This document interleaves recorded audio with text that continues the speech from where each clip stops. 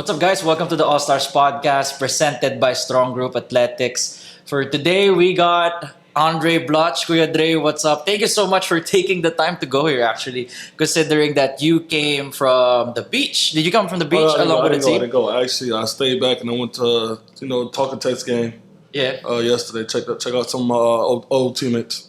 Yeah, and I saw you. You were with Calvin Abueva. Yeah, Was yeah, that yeah. his Went to his restaurant. It's really Japanese good. restaurant? Yeah, really good, really good. Where is that? Like, was it around the area or was it like a bit of a drive? Not too far from Shangri-La Itza. Not too far. Not too far. Yeah, not too far. Yeah. When's the last time you've been home, man? Did you still remember? The last time I was here was with Mighty Sports when we went to Dubai. Yeah. And won it actually. Yeah, that was about like 4 years ago. That was before the pandemic, Yeah, right? yeah, Those were just yeah. a few months. Yeah. And then you guys were like, oh, wow. Yeah. Everything just shut down after that one. Mm. Now, man, looking back at your career, when I heard from Jacob that you will be here for the interview, first thing that came to my mind was where your humble beginnings were when it comes to basketball. So how did it all start? Where did your love for the game start? At an early age, I grew up in in the projects, and there was like a basketball court right dead in the middle of the projects, and I used to literally dribble my ball down to the basketball court. And I used to play myself one-on-one, full court, Yeah. all day long. And that actually kept me out of trouble. It kept me out of trouble, and it kept me safe. My mom always knew where to find me. I was at the basketball court like 24/7, and it was just something I really loved to do. Man, back in those days, like when during your era of basketball, the big men usually live in the post. But with you, you're like a new age unicorn. You were like a unicorn back then. You could dribble, you could shoot. What made you want to like get out of that norm, to play that way? And like, I want to play like a guard instead of the usual things we see on TV. I think it was I used to watch a lot of N1 mixtapes. And one mixtapes. Okay. So yeah, I used to watch that a lot, and I used to go down to the court and practice the moves all the time. And Yeah. I guess that's how I formed my style of play from just watching them guys play. Did your coaches like try they to hated change it. how you Oh, play? they hated it. They hated hated it. it. Yeah, they hated it. You're a big man. You're supposed to be back to the basket all the way up until I want to say even when I was even my rookie year, like what's his name, Eddie Jordan. He used to try to make me become more of a back to the basket, pounding, but it just wasn't my game. Yeah. So did you say, would you say that during the Wizards were you kind of held back to a degree or no? Like you still had that kind of freedom. Definitely was held back. But once Flip Saunders got there, Yeah. he was the coach that basically coached Kevin Garnett. Kevin Garnett, we had similar games, so. He told me, listen, I want you to be yourself, go out there and face up and dribble and shoot, just be yourself. And I think that's when I finally felt comfortable on the court. Dre, meaning to ask you, ever since you arrived in our training courts, I wanted to ask you, but I was like, maybe I'll just save this for the podcast. So I want to ask you, when you were trying to go for the triple-double, you know about that one. What was running through your mind? Who told you, like, Dre, you're just like this away in the stat line to get a triple-double? What was it? Oh, yeah. A couple players on the bench because we have we have the sheets of the stats. Yeah. And a couple players were like, Dre, one more rebound, you got a triple double. And I never had one. Never had one in high school. Yeah. Never had one in middle school, AAU. Never ever had one. And I could just taste it. It was right there. And it blew it. Didn't get it. I remember that. Yeah, I remember that was just. I wanted it bad. Trust me. You really wanted it bad. Oh. Were you ever able to get a triple-double after that one or not? Yeah. A couple times over in China. That's great. Yeah. Oh yeah, in China, definitely. Oh man, I remember those China days, huh? Shenzhen? Is that the right way? Shenzhen. Yeah, Xinjiang. And it's in the city of Urumqi. Dang. Very far up, almost close to Russia. So it's really cold there. I would assume. Really cold. Really cold. Freezing cold. Was the adjustment easy for you considering? Absolutely not. Because was it mainly the language barrier? The language barrier, the city I lived in, the food. The cigarettes. The cigarettes were different. They're different. No, from, like they smoke cigarettes Oh. nonstop, all day, every day. Like even like halftime we go to the locker room. the players. Yeah, players and coaches, and they're smoking cigarettes. You'd be like, but we got a whole other half to play, and they just. I'd be like, oh man, no, this is crazy. Mm. And you don't do cigarettes. No. It really gets in the way of your health, right? Yeah, Like, yeah. I can't. Dang.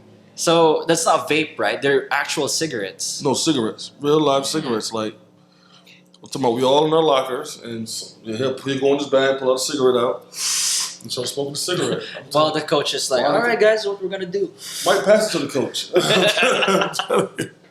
I couldn't believe it. I was like, this can't be real. Man, it was real. What is like your most unforgettable moments in basketball? You can share a moment in the NBA in China, things that would never Never go away. they'll never go away. It's, the thing I'm always reminded about is probably that The triple triple double or the Australia fight. We're good. Oh, now that we're talking. No, I saw you smile, dude, when I mentioned about the triple double. You're like, ah, yeah.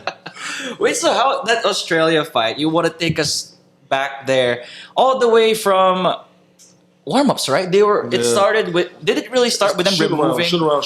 They start putting up our logos and stuff. your off the logos? court. Yeah. You were already there. No. We was like they had shoot around first, and as they was exiting, we was coming in. Yeah. And you could see them still trying to pull it off. Yeah. And that's where it really started there first, and then we had another incident right before the game, like during layup line. One of the guys hit one of the players, and then it didn't help that they was whooping our ass. There was, I think it was up like what 20, 30 points, and they were just super arrogant and cocky. I don't know, it was just getting under my skin, and I didn't see Pagoy throw the first elbow. I didn't see that. You didn't see that one. I seen Pagoy get hit, and I seen the guy standing over him, and I was like, all right, you know what? I've been asking for this, huh? I can have this, and I reacted. But it was more to protect my teammate more than anything. But things got bad. Things got bad. It's unfortunate it happened, but if you put me in that same position again, I'll do it all over again. I'm always gonna protect my teammates. Yeah. So I don't. I felt bad because the suspensions and other players' suspensions, but I kind of want to say we built a brotherhood, For sure. so like I don't ever want to see none of my teammates get hit the way I seen him get hit, and so that's how I responded. Yeah, that was crazy. Considering, was it like a blur for you during that whole thing in the court? Did it move fast, or was it kind of slow? Considering how much things are happening, It happened so fast. It was fast for you happened guys. so fast. You just It imagine it was happened like a 20, 30 minutes for the whole thing. All I remember was after I threw like a punch. All I remember was I threw another punch, and then I remember I was Thon Maker jumped on my back. Oh, he was coming from your back. He jumped on my back, and I was just like, this is actually the funny part to me. So after he jumped on my back, I'm just laying on the ground. Okay. I can get up, but I'm just laying there. You were just like, Yeah, I'm just laying there because I'm looking through like people's arms and legs. I'm seeing the Australian players get beat up, and I'm just like, oh, this is really happening. And I'm just sitting there watching like, oh, this is bad. This is bad. this is too bad. This is bad. And then finally when they broke it up, in the heat of the moment and the adrenaline going, we took that picture. Yeah, who was that? Was it Calvin who took the picture? No, it wasn't Kelvin. It was Ping. Oh yeah, it was Mark. It was Mark Ping. Fingers. It was Ping. Ping came down to the court and took the picture.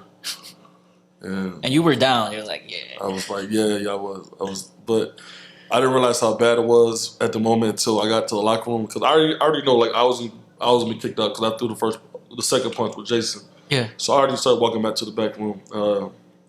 But then when I started watching it on the TV in the back, I was like, oh, this is bad. And then I looked at my phone, and all I see was the picture we took, and I was like, why did we do that? It only got into your head like, that wasn't a smart decision. That wasn't smart. It was not smart at all. I was like, oh, no, the picture, it just added salt to the wound. It was just like, Oh, we tripping. We really tripping now. We really tripping. How was like the locker room after those? So you guys went back to the locker room. Was it silence? Was it like, yo, dude, we should have went. We should have done this instead. What was it like? We got back to the locker room. At first it was only like a couple players because the game was Okay. still going on. Because we still had 3 'cause- players.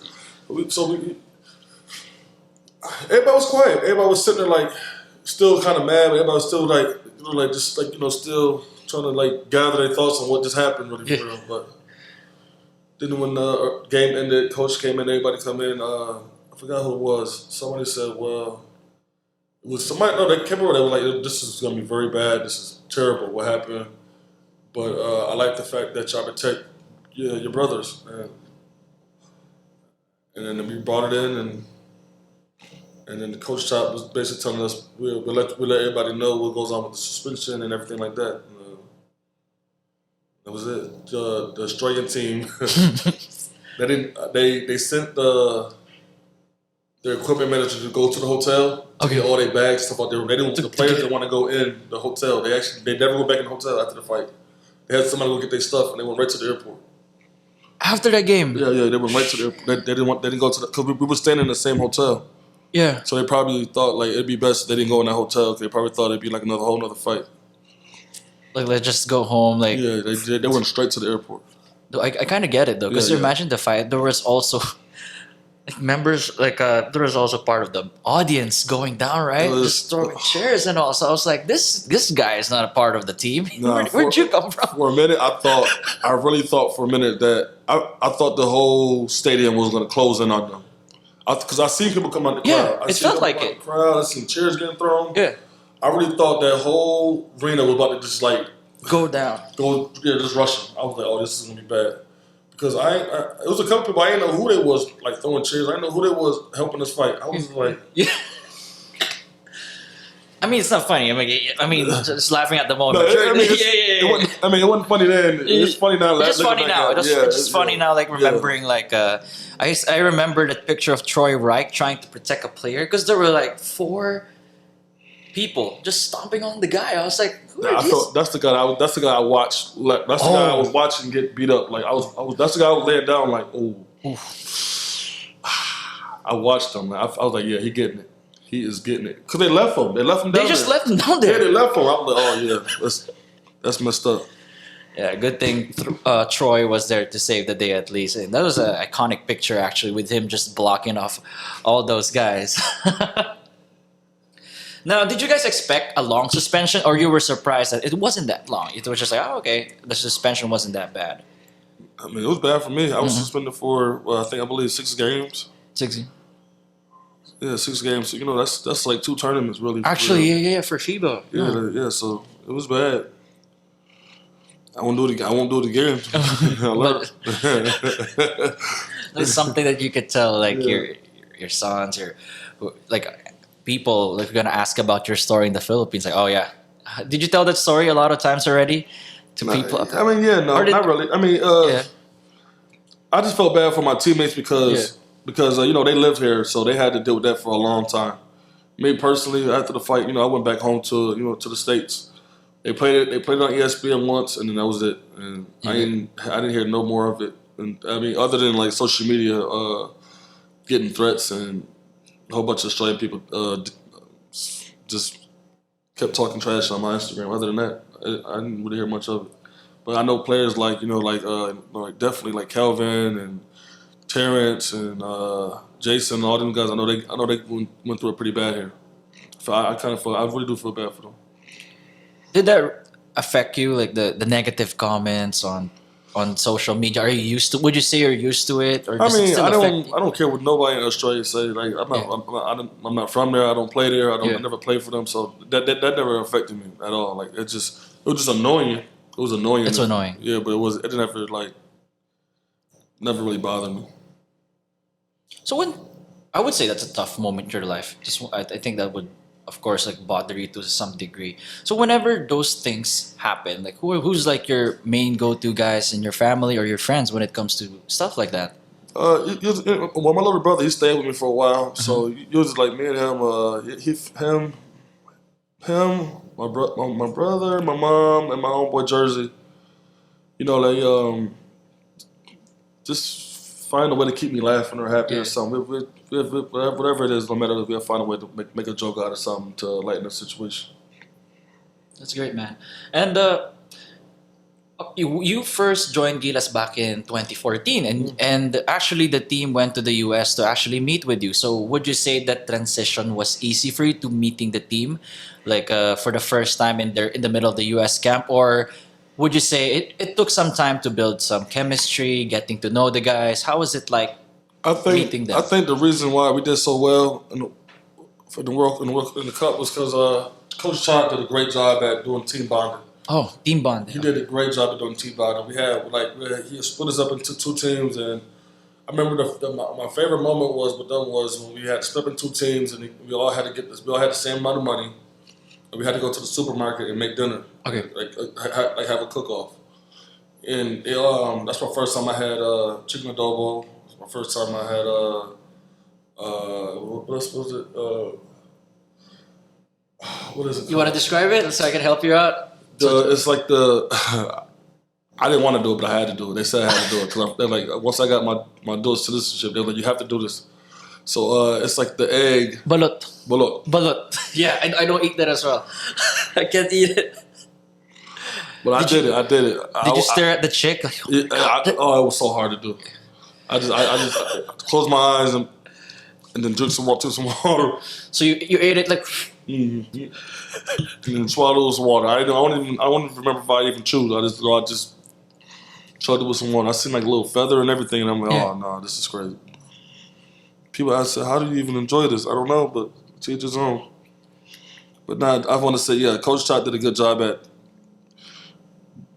the team building. Yeah. Like we all like after a while really was in sync. Like to this day, every time I see one of my old teammates, I get really excited. Like this, I don't think I've been on any team with a stronger bond in that team. 2014 Gilas. Yeah. And it also helped that you were each other's buddies. Like you guys were the only ones there because there's nobody else in Spain. Yeah, those are my guys for life.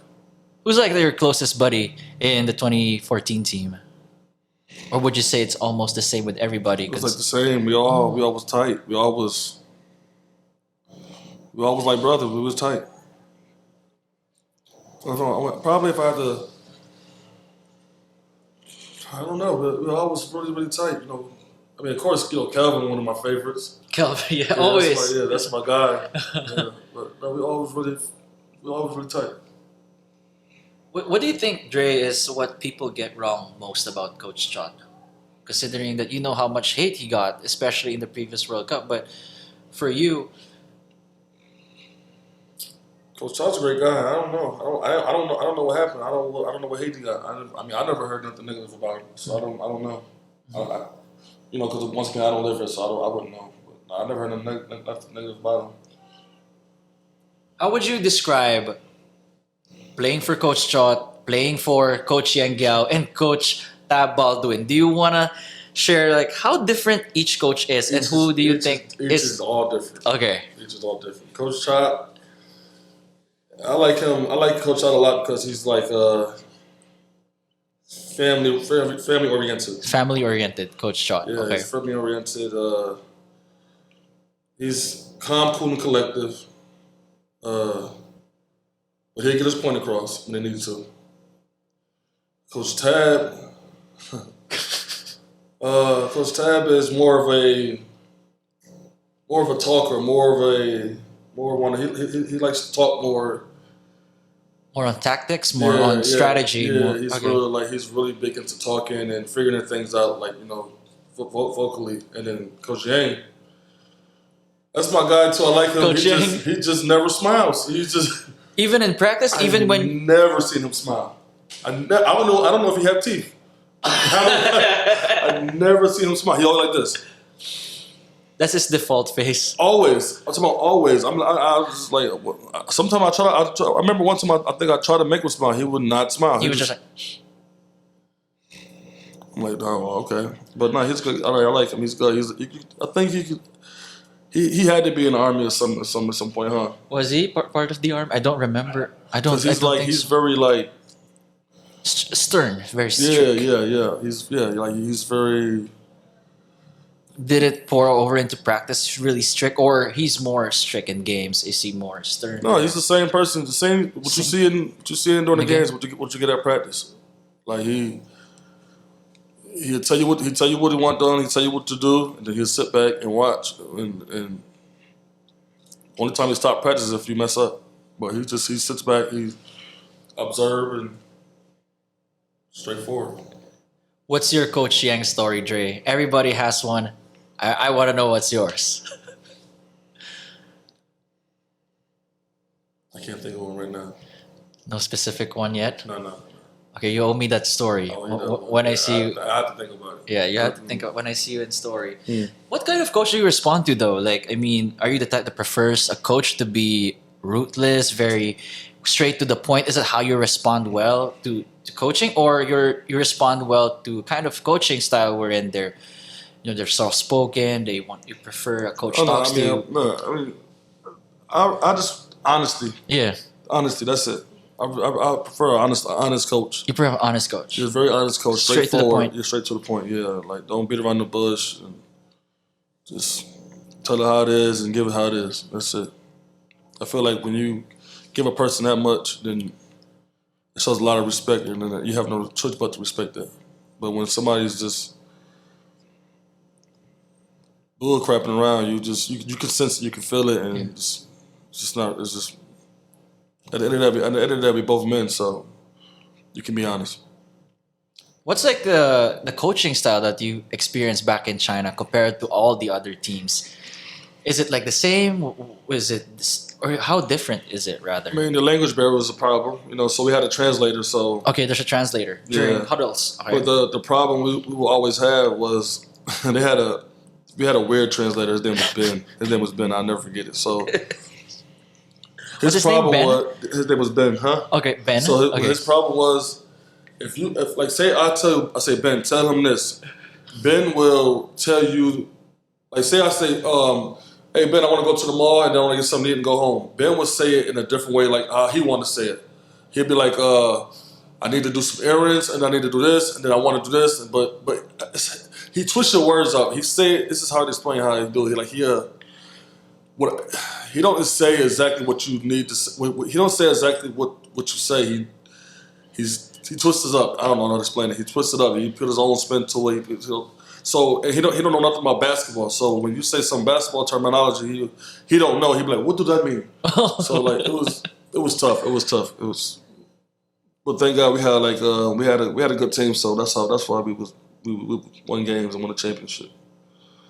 Are you still close with some of your teammates back in China, or it's not the same compared to your No, past yeah. Philippine teams? I haven't talked to none of them guys in years, but for the Gilas guys I talk to all the time on Instagram and WhatsApp. Like they react and Yeah, stuff. yeah. It's just more of that. Yeah, the China guys. I couldn't tell you where name one of them at right now. I don't know. That makes sense. I mean, not every stop has Yeah. the same bond that you experience with your other But it's teams. so crazy. I played that team for I think 5-6 years. Yeah, you really 5, 6. I don't know. It's just hard to form a bond with something so different back Yeah, in yeah. their culture. Plus, every time I was there, I couldn't wait to get home. So, I was dying to get home. I had a whole calendar on my room. I was just putting the X's down. Each one, couldn't wait to get home.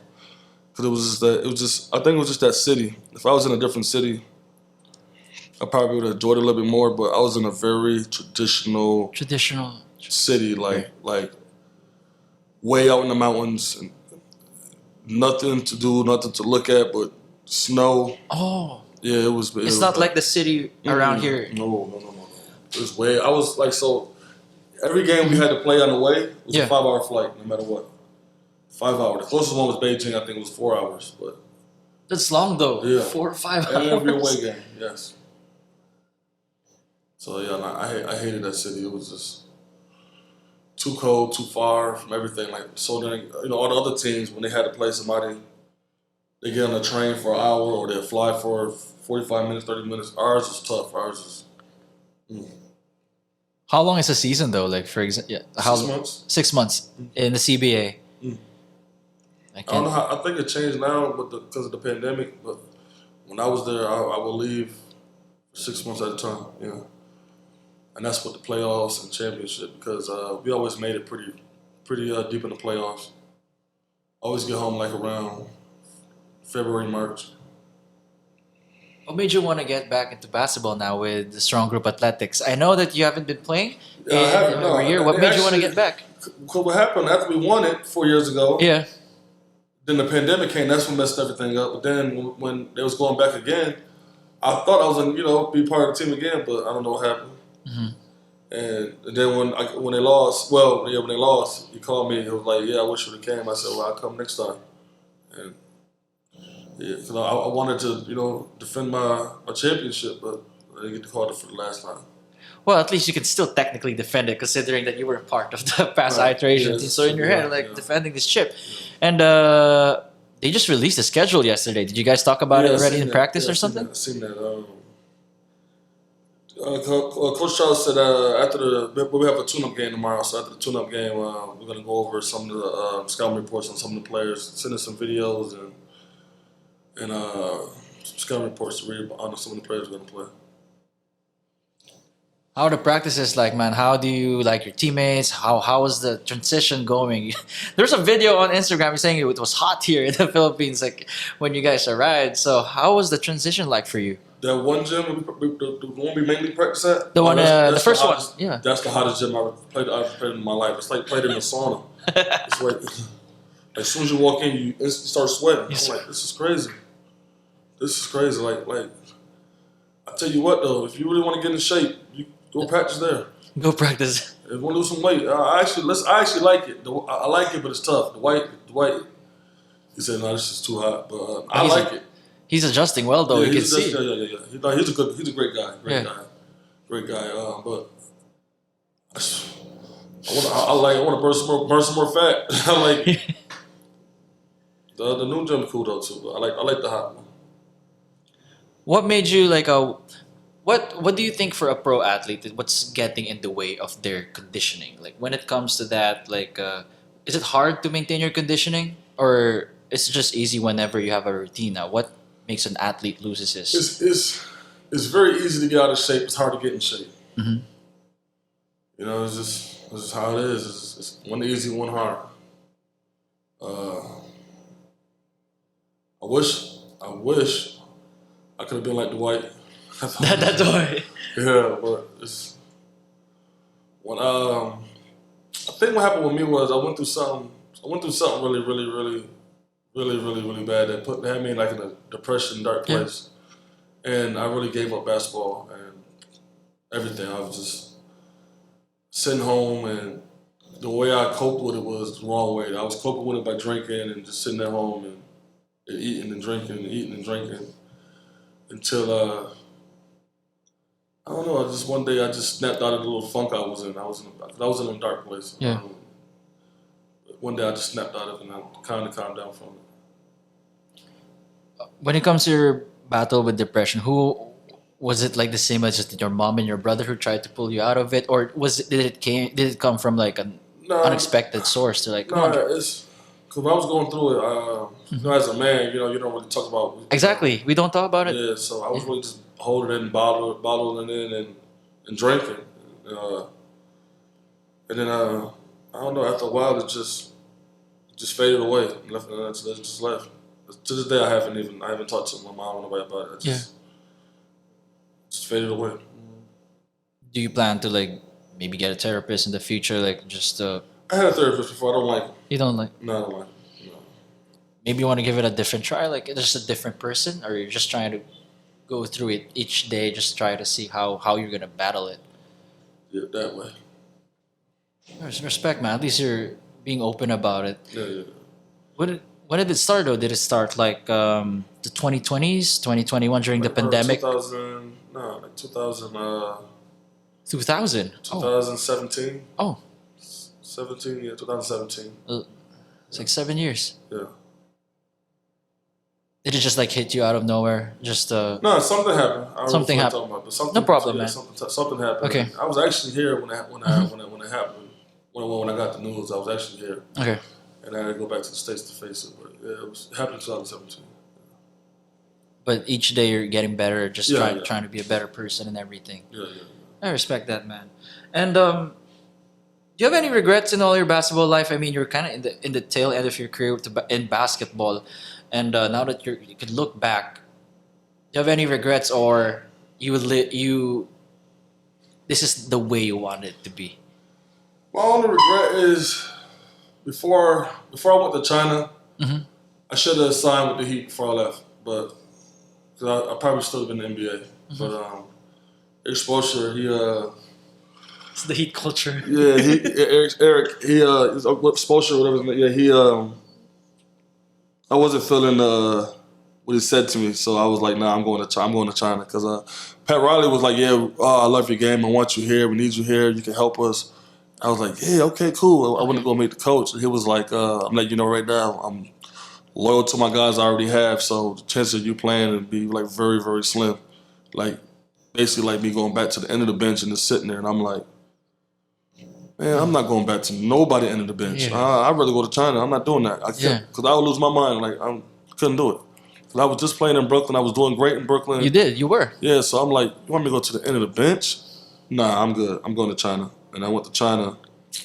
And then they called me back, like, when you get done with China, you can come back and join the team. And at that point, I was arrogant, like, nah, fuck you, I'm good. Oh. Still, but childish. It was childish. I should have took the opportunity, but I didn't. Did your manager try to convince you? Did you have a manager back then, or it No, was mostly a personal decision? My agent.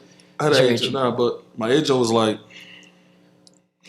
you ain't got to go. I'm working on a big deal for you here in China. So, he thinking with his pockets more, also. So I was like, well, if the contract going to be right, I'll stay here in China. And that's when I signed the biggest contract ever overseas. Still to this day? So to this day, I brought it was me. Was there like a disconnect with what Pat Riley said and Eric Spoelstra? That's why you were That's why I pissed off. Yeah. Pat Riley he actually had me excited. Then Spoelstra, he had me depressed, and I was like, nope. So I'm it gone. didn't make sense. You're like, I thought. Yeah, I'm gone. And then it was so funny because when I was walking out the office from meeting Eric, Okay.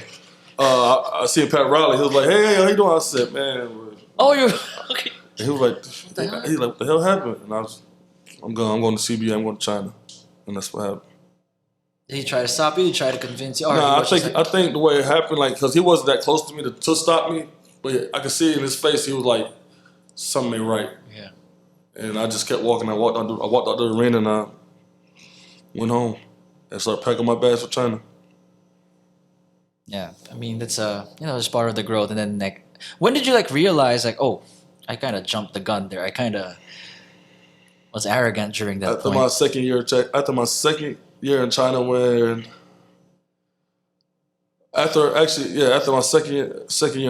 I realized ain't no more NBA, it's over with. It's like, this is it. Like, I'm just an overseas player now. It's over with. It's no going back. That's when I realized, dang, I put myself in this bubble. It's over. It's like the maturity level just went up there. Yeah. Did you have any desire to come back though? Like when you were already in the middle of your stint in China, or you were kind of? I was stuck in a contract. I couldn't. You can. Yeah. They cannot buy out the contract. NBA. I mean, they probably could have, but it's kind of costly for them. Yeah, and I don't think my owner from China, I don't think he would have even took a deal, because he was such a huge fan of me. He loved me to death when I was out there. So I was stuck. Dre, being part of that Wizards locker room, would you say that was the most interesting locker room to be in as a young guy? Or if you had to choose, was that the ideal one or not the ideal one for you?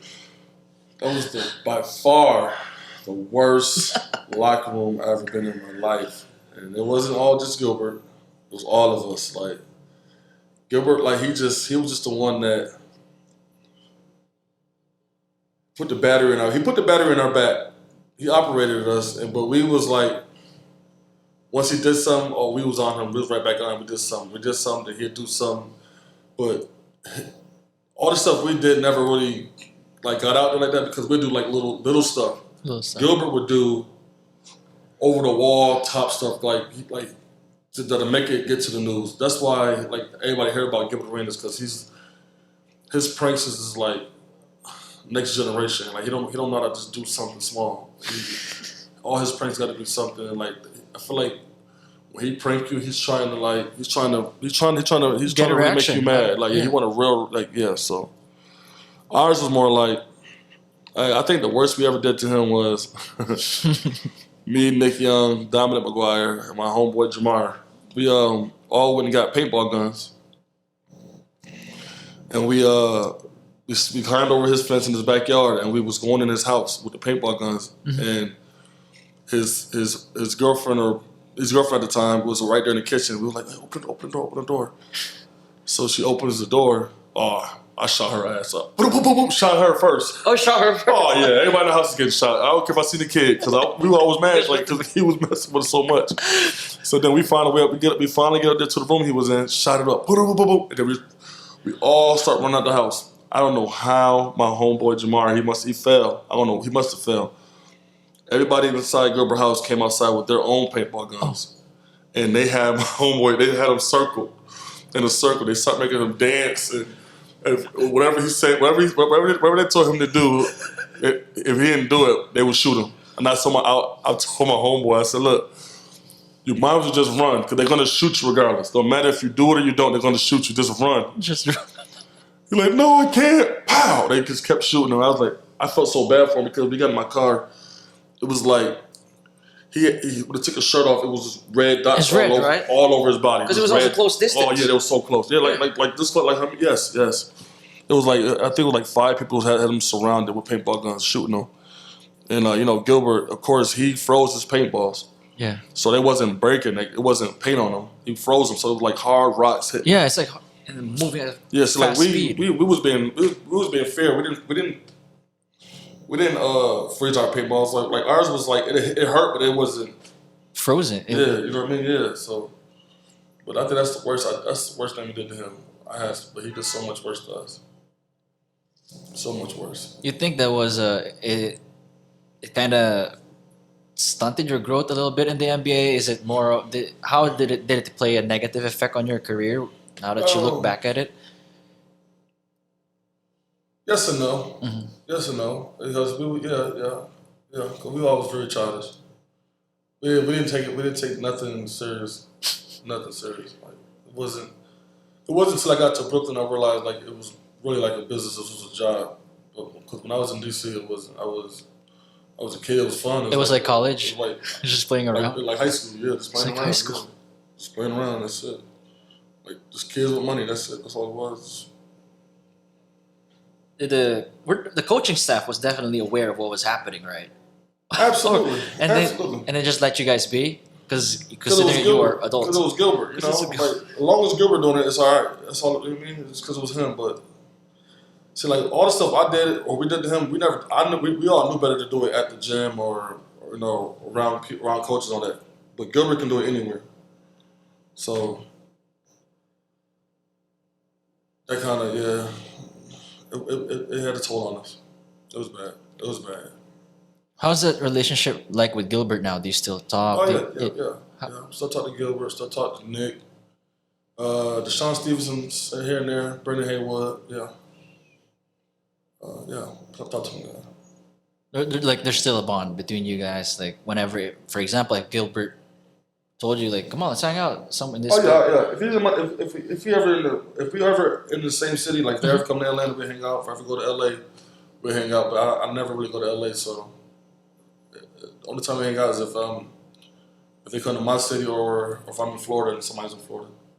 You mostly hang out in Atlanta, right? That's where you're from, but you don't really go out as much now compared to before. You like to stay at home. Yeah, I be home. I'm home. I'm the old head now, so I like to be in the house and play cards and stuff like that. In my house, have little get-togethers at my house. I have some relatives in Atlanta. I gotta ask you next time where's like the best chicken and donuts place. Because when I was there, they were bringing me to some donuts place and some chicken place in Atlanta. So I forgot the name because the last time I've been there was 2010. It's been 14 years.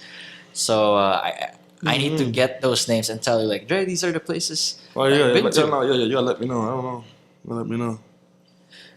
What's one thing that people get wrong most about you, Dre? I don't know. You're probably right. I don't know. I don't know. I really don't know. I honestly don't like because I really like. I really don't. It's hard for me to care what people think about me. I don't because I really don't. It don't bother me. I don't really don't care. I don't know.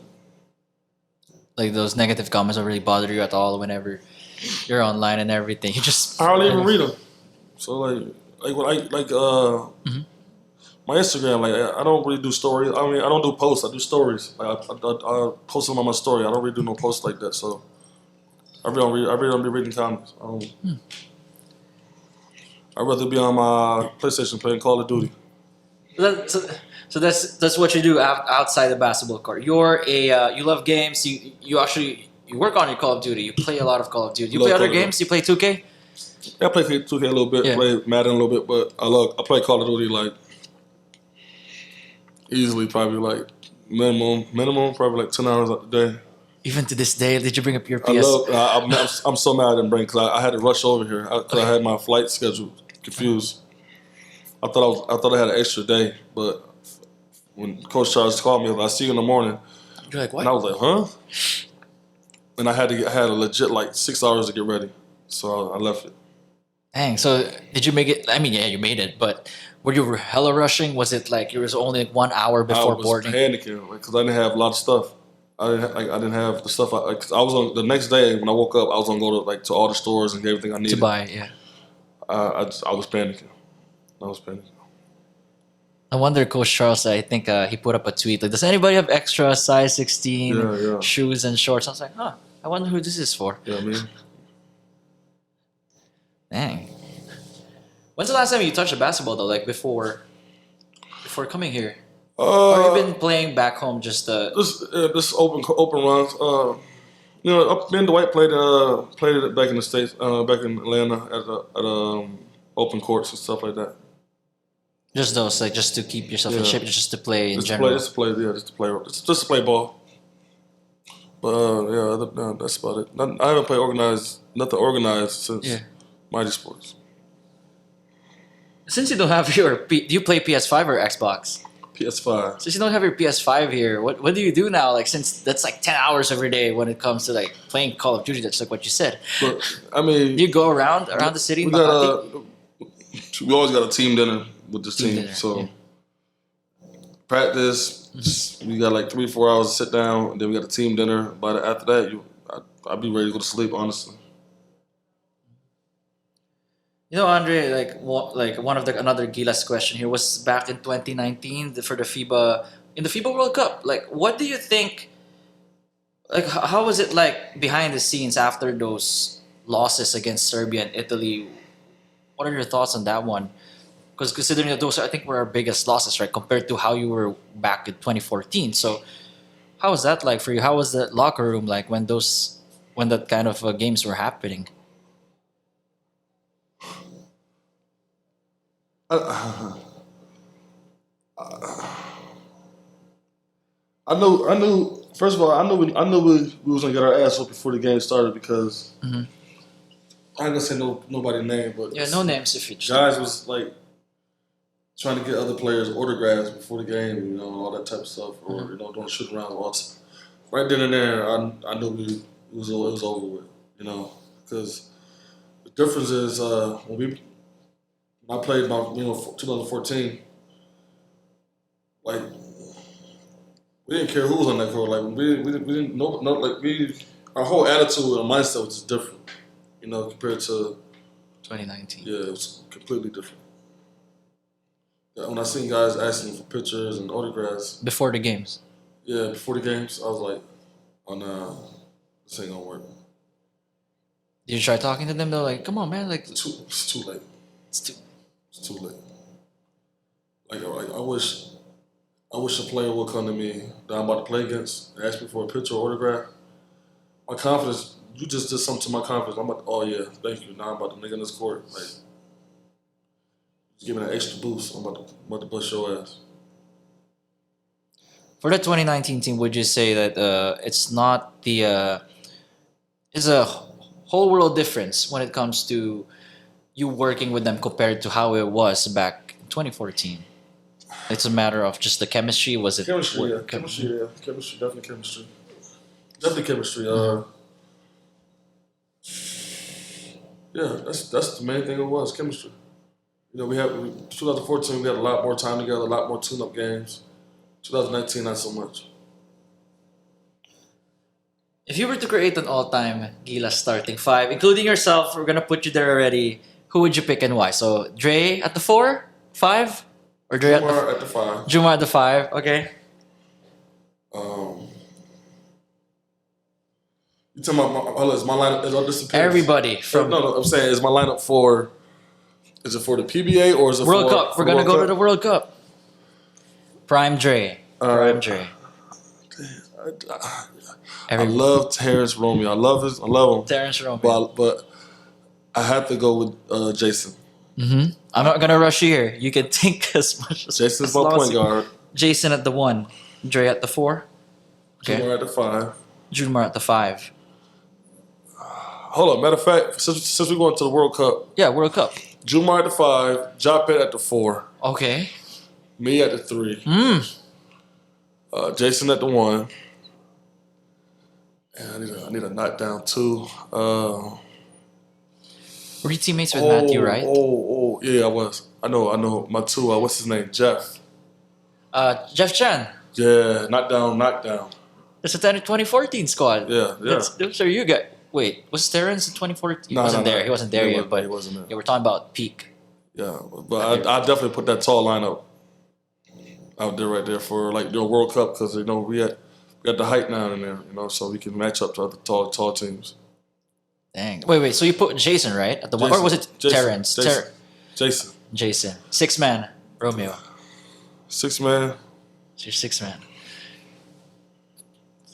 World Cup lineup. Oh, hold on, all right. So then off the bench I would have. Okay, why not share your bench? I want to know the bench guys. So maybe 5 more. You think that's good? 6. I mean, four or 5 more. All right, let's do it. I would definitely put in what's his name? No. Okay, well, all right. Well, let me do this. I definitely put Gabe in there. I put Gabe in there. 6-man Gabe. I put Gabe in there. I put Kelvin in there because I like Kelvin. You got to have that heart and that hustle and that grittiness. Yeah. And his smartness, I'm going with Bo. Bo. Yeah, I love Bo. Oh dang, Bo Belaga. Okay. Yeah. What makes Bo smart in your? His IQ, his basketball IQ is. If you sit there and watch him, like he's very smart. Like that's why, when I went to the game to see him yesterday, I see he still got like even his passing skills. He had like 19 points, right? Yeah, You were in that game. Yeah. So, Okay, we got Gabe, Bo, Kelvin, Kelvin. Kelvin. There's like and then, 8 guys now. And then my last 2. See, then now that's when I'll bring in Terrence because I need scoring off the bench. So I'll bring in Terrence. And I want another shooter. Because right now I'm lacking I need another big actually because I only got Bo. My other big. But I want a shooter. I want Pagoy, but I need a big. It can be like Kai Soto. Like you can bring I in. can bring in Soto and all that? Yeah, you can bring. Oh, I didn't know that. Oh, Yeah, you can bring in all Oh, the latest Gilas, man. Yeah. I'll bring Kai would have been there. Yeah, Kai definitely. Well, no, now my whole starting lineup is messed up. Okay. Let's clean it up. Yeah. The 2014 Gilas from there to the latest Gilas that competed. And I could put Jordan in there too? Yeah. And I could put. Wait, but you. But yeah, as I said, that won't be the. You're the naturalized though. Yeah, okay, so I'm the naturalized. Can't put Jordan there. All right, so. I mean, if it's a SEA Games lineup, you guys could be. Yeah, but World Cup, 1. World Cup. So you're the import. I mean, you're the naturalized player. All right, so I got Jumar as my center still. Okay. Kai as my The 4. Me at 3. It made it harder for you. Jason's still my point guard. Jason's still the point guard. Still rocking with Jason. But the 2 will be different now. Yeah, it's 2. Dwight Ramos? No, not Dwight. It's either Abando? No, I don't know what it is. It's either Bagoy or Jeff still. Okay, so still, because they're knockdown shooters. Yeah, Yeah. Jordan hitting? Jordan's Gilas. Oh, Jordan. I see. Jordan yeah, hitting. I see Jordan. Yeah, I see Yeah. Jordan. But still Bagoy Still Pagoy. or Jeff. I'm not sure. I have to see how they act during the shoot around before the game. Would you say like Pagoy and Jordan? I mean, Jeff are there on your list just because you have seen the body of work. I seen. I witnessed it. And then of course off my bench that makes it easier now. Now I got Jape and Bo coming in off the bench Yeah. with Kelvin, and then Terrence Romeo my point guard, and then Jeff or Pagoy, which one I don't start, come off the bench. Right. And then we go. So it's only Kai who's actually the new guy that we just Kai, brought in. And then Kai just put Jape on the bench. That's it. Did you and Kai already have an interaction together? You guys play together in practice, or are you just Just impressed worked with out a what he has couple done? times. Worked out a couple times back, but before I want to say what, like 4 or 5 years ago, worked out a couple times.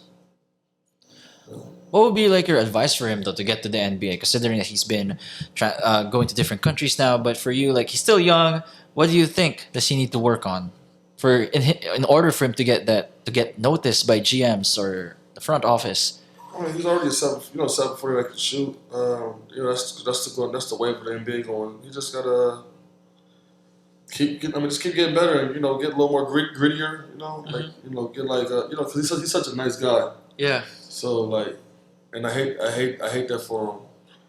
If he had like a little attitude or something, he'd be a much better player. He just did it and I feel bad because that's the same thing Dwight Howard went through because he always smiled and he get criticized for it. Yeah, he did. He mentioned in the podcast that he get criticized for smiling. I seen it happen. I seen it like happen from him smiling. He get criticized, but for Kai, he just got he gotta get a dog in him, some kind of dog in him. Like he's just too nice. He's a nice person. He reminds me of Gabe. Like Gabe. It's also really nice. Just a nice person, like all around nice person. Like, and I seen Gabe actually got game. Like he got bounce. He can play defense. He's smart. He's just a nice person, bro. Like that's it. Like if he get that little attitude or something, like Gabe game would have been so crazy, so different. Attitude, a chip and shoulder attitude, it changes your game a lot. Oh man, I forgot to ask this one. For any behind-the-scenes stories during your 2014 run in Spain? I mean, during your whole time there, something that you haven't shared with anybody yet, or you haven't shared it with a lot of people yet. Oh man, I remember me and Chot almost got into it. Really? Okay, you and Chot Reyes. Okay. Me and Coach Chot, we was doing a tune-up game. And we was losing a tune-up game to somebody that shouldn't have been. The club teams that you guys are facing before. Yeah, just tune-up. Yeah, for the tune-ups, yeah. And we was losing. And I was playing like shit. And Coach Chot came in the locker room just started chewing me out nonstop. Oh, he targeted you like. Oh man, nonstop. And after a while, I was like, I got the point, but he would not stop. He would just kept going, and then he was speak a little bit of English, and he go to Tagalog, and then a little English. Would you understand though? Like, nah, but that's why I got even madder because he'd be like, "Fucking Andray, you!" and no defense. I'm like, oh, what the? I'm like, all right, man. And then he just so I stand up. Because I'm getting tired of it, and then he was like. He sticks his chest like, come on, you want to fight? Come on! I'm like, man, this little dude is crazy, bro. I said, this guy is crazy. And then after that, we went out there, we kicked that team ass. Okay, so that's what fired you up. Oh yeah. But that's the story that I don't think nobody knows. Definitely went on that team. People don't. Everybody on the team knows about it because they was in the locker room and they stood between me and him. But yeah. I'm sure you guys are still good, man. Oh yeah, definitely. Yeah. That's one of like the those are the kind of things that have to happen in order to have like a better bond. Yeah, for sure. Like we oh shoot. Yeah. Oh yeah, so no, yeah. We actually might have dinner tonight. Coach Chot? Yeah. Coach Chot, a couple of Gilas guys. I'm having a dinner for the guys at the cool. hotel. So yeah. What time is it though? Like, it's, The dinner starts at 8 oh, okay, Yeah. you'll be fine. Yeah. And it's just what? It's around the area. Was it around? at the hotel. Oh, at the hotel. Yeah, Okay. I had got like one of the top floor, like the top floor of the hotel, Yeah. like the rooftop. Rented it out, and we got like order some lechon, order chicken lechon. adobo, crispy pata, just all the Filipino foods and stuff. Like we're all just gonna eat and catch up, talk, laugh. What's your take on the chicken battle? So Dwight got Mang Inasal. You know, we're not sponsored here, but if they want to sponsor for future episodes, they could. But what's yours? Dwight has Mang Inasal. Is yours still also Mang Inasal? Well, not Bayan, chicks to go. Tricks to go. I'm a chicks to go guy. Have they reached out to you, bro? Like, Yeah, for sure. They reach out? They brought like I want to say probably like 30 bags of chicken and 30 bags of pork. I tried to give it to like all the teammates and everybody, but when they brought the food, the day they brought it, I was so tired. When was this? Like a second day of practice? Third? This was like a couple days ago. Yeah, couple days ago. Okay. I wanted them to bring it to the gym so I can give it to like the guys and Okay. the trainers and everybody. Yeah, we were there. Yeah. Yeah, but no, I was so tired. I went to the hotel. They brought it to the hotel, so Smelled like chicken. I just gave it to like Dwight. I gave it to all my teammates in the hotel and some of the people in the hotel also. Which local guy has impressed you the most in a strong group team? Did you know that you were all college players and then one? Yeah. What's his name? I don't. You can describe what he looks like. Does he have? He got braces. Braces, tattoos. Any tattoos? Yeah. Right arm? The big man. Kiambao, Kevin Kiambao, I think that's his name. I'm not sure. I like him, but I also like the little point guard. JD. Yeah, I like the Kagulangan. little. I like the little point guard. Yeah, I like him. What's why so? What made you? Very crafty, very good. I like him. I like his game. Was he? Would you think he's soft spoken around you guys, or he actually talks as well? Like he tells you guys. That's he's too soft spoken. He don't talk. You want him to Yeah, talk. you got to. You're the point guard. That's why like I kind of yelled at him a little bit. Like, what's the play? Like, say the play because he won't say it. He'll just start running something. Okay. I'm like, You encourage him like, come on. yeah, talk. you got to. Like the one thing about being a point guard, you got to talk. Like you have to talk loud too, so everybody know the play. You know. Definitely, like when we get over to Dubai, and the crowd sure. going crazy, like we gotta be able to hear you. Yeah, for sure. You just can't expect your teammates. Right. But I'm glad that you're impressed by him, considering that he hasn't been talking yet. But imagine if he starts talking, tells you guys what to do. And forgot to ask this one, Dre. Who would you? So you made your Gilas lineup, right? Who's your coach? Coach Yeng, Coach Chot. Because you want the camaraderie to be as tight as possible. Definitely Coach Chot, yeah. Yeah. Tab could be at the bench. Tab could be an assistant for him. Yeah, he could be Okay. an assistant, yeah. Coach Jay, he don't laugh, man. He don't laugh. That's a criteria. I can't even imagine going to dinner with him. Like, just sit at dinner, he just sit like this. But he don't. He's the perfect GM though, like for an NBA. He's like, Oh yeah, he'd stoic, be a great GM. like no Great GM, yeah, great emotions, GM. just like. Or he might be a great poker player. So I have actually not seen him smile at all. Like I'm telling you. even in some of the videos when they were tell him to like, make a video for this player retiring. I thought he would smile, like thank you for such, but he was like, thank you for a great career and Thank you for everything you've done. That's it. your contribution was great for us. Thank you so much. Yeah. Dre, thank you so much, man. I really appreciated your time. You came from all over the city and made your time to go here in the All Stars podcast. The camera's here. Don't forget to like, subscribe, comment, and follow Dre on Instagram, Dre Live. Ray La. And we'll have the episode up soon. And if you guys have any more questions, let me know. We'll try to reach out to Dre before they leave for Dubai. Make sure to support the tournament, January 19 to 28.